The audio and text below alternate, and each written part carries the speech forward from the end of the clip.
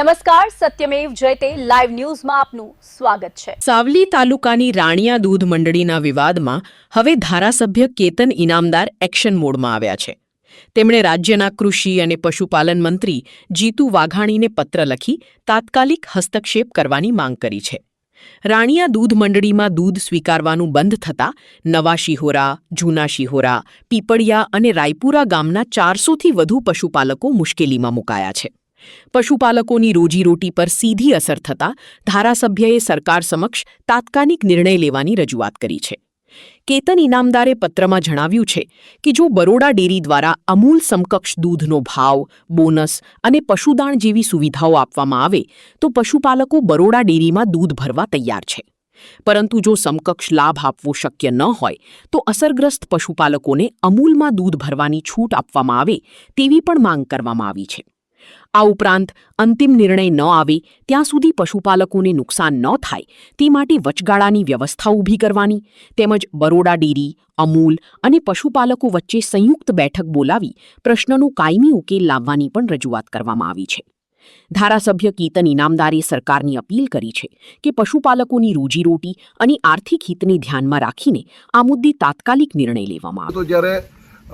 રાણિયામાં ભરતા હતા છેલ્લા કેટલાય વર્ષોથી એમને દૂધનો ભાવ ત્યાં આગળ સારો મળતો હતો। એમને બોનસથી માંડીને બધી જ વસ્તુમાં એમને પોતાને સંતોષકારક ત્યાં આગળ પરિણામ મળતું હતું અને કેટલાય ટાઈમથી ભરતા હતા। મને પણ ખબર છે કે ભાઈ એક સંઘનો બીજા સંઘનું દૂધ ના લેવાનો પરિપત્ર ફેડરેશનનો છે, પણ મારું બરોડા ડેરીને અને માન્ય મંત્રીશ્રીને આજે રજૂઆત પત્ર દ્વારા એક જ છે કે બરોડા ડેરીને આ એમડીને પણ મેં લખ્યું છે, અમૂલ ડેરીના એમડીને પણ લખ્યો છે પત્ર અને જીતુભાઈ વાઘાણીને પણ આખી વિગતવાર વિસ્તૃત માહિતી આપી છે કે ભાઈ જો રાણિયા સુધીના લોકોને દૂધ ભરવા જવું પડે છે તો રાણિયા સુધીને 8-10 કિલોમીટર આ લોકોને કોઈ એવો શોખ થતો નથી કે બીજા સંઘમાં દૂધ ભરે। બરોડા ડેરી મજબૂત થવી જોઈએ, બરોડા ડેરીમાં જ દૂધ ભરાવવું જોઈએ અને દરેક મંડળી મજબૂત થાય, સંઘ મજબૂત થાય એવી ઈચ્છા અમારી અને પશુપાલકોની પણ છે। પશુપાલકને એનો ભાવ મળતો હોય તો એને દૂર જવાની કોઈ જરૂર નથી, ગામની મંડળીમાં જ દૂધ ભરે છે, પણ આ ભાવ નથી મળતો એટલે ત્યાં જવું પડે છે તો પોષણક્ષમ ભાવ મળે અને બરોડા ડેરીના જ આવતા દરેક ઝોનના પશુપાલકોને એમની પોતાની મંડળીમાં સારું બોનસ મળે, પોષણક્ષમ ભાવ મળે, ભાવફેરની મોટી સારી રકમ મળે, આ બધું જ મળે તો હું માનું છું ત્યાં સુધીને બીજે નહીં જાય। તો મારા પત્ર દ્વારા એવી વાત છે કે ભાઈ બરોડા ડેરીને સાથે સંકલન કરીને ગવર્નરની સાથે મિટિંગ કરીને તો વ્યવસ્થિત ભાવ મળે અને જ્યાં સુધી ભાવ ના મળે ત્યાં સુધીને અન્ય સંઘમાં દૂધ જે અત્યારે ભરાય છે એ ભરવાનું ચાલુ રહે, જેનાથી પશુપાલકોને ખોટ ના જાય, કારણ કે એમને ખૂબ મહેનત કરી અને આ પશુપાલનનો વ્યવસાય કરવો પડતો હોય છે। આ જ રજૂઆત મારી મંત્રીશ્રીને છે અને તમામ એમડીને। દેસર તાલુકાના ખેડૂતોનો આક્ષેપ છે કે દૂધ ભરતા એમડી રોક્યા છે। બરોડા ડેરીના એમડીના પત્ર દ્વારા કે ભાઈ અન્ય જિલ્લાના સંઘનું દૂધ અમારા સંઘનું દૂધ તમારે લેવું નહીં, એટલે એ એમડી સાથે પણ વાત થઈ કે ભાઈ તમે જ તમારો ભાવ આપો તો બીજે ના જવું પડે।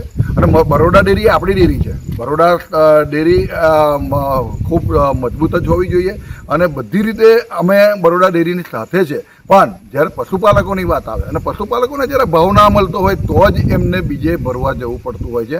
પોતાની જ મંડળીમાં પોતાના સંઘમાં જો સારો ભાવ મળે, સારું બોનસ મળે તો હું નથી માનતો કે બીજે ભરવા જાય। મારી પશુપાલકોની સાથે પણ વાત થઈ, એમને પણ કોઈ જોડે વિરોધ નથી, કોઈ પણ વાત નથી, આ તો સારો ભાવ મળે છે એટલે રાણિયા ભરવા જવું પડે છે, નહીં તો કોઈ પણ પ્રકારની રાજકીય ગતિવિધિ નથી।